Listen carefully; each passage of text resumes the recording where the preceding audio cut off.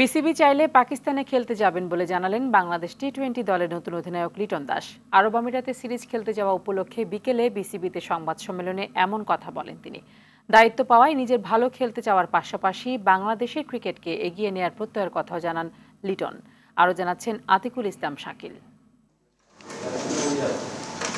দায়িত্ব পাওয়ার পর প্রথমবারের মতো সাংবাদিকদের সামনে আসলেন বাংলাদেশ টি-20 দলের নতুন অধিনায়ক লিটন দাস।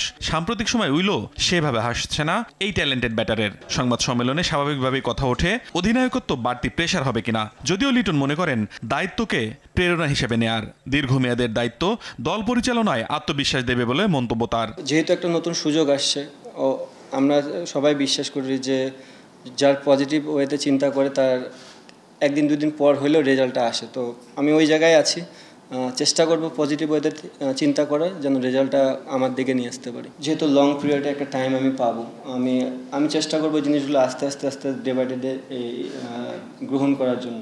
চলতি মাসের 25 তারিখ থেকে পাকিস্তানের বিপক্ষে তাদের মাটিতেই 5 ম্যাচের টি-20 সিরিজ হওয়ার কথা।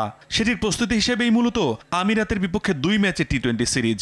কিন্তু পাক ভারত যুদ্ধ অনিশ্চিত করে দিয়েছে মূল সিরিজই। যদিও লিটন মনে করেন পরিস্থিতি অনুকূলে থাকলে দুই বোর্ড চাইলেই খেলতে যাবে বাংলাদেশ। পাকিস্তানের বিষয়টা এখন টোটালি ম্যাক্সিমামই সবাই জানে যে কী কারণে পাকিস্তানের ক্রিকেটটা এখন অফ। দুই বোর্ডের মধ্যেই কথোপকথনের মাধ্যমেই জিনিসটা আগাবে।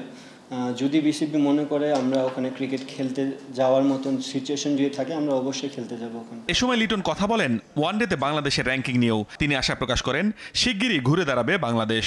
কয়েকটা সিরিজ খেললে এই প্লেয়ারগুলো যখন কন্টিনিউ বেসিসে খেলবে, আবার ডে বাই ডে উপরে যাবে। আতিকুল ইসলাম শাকিল, RTV, ঢাকা।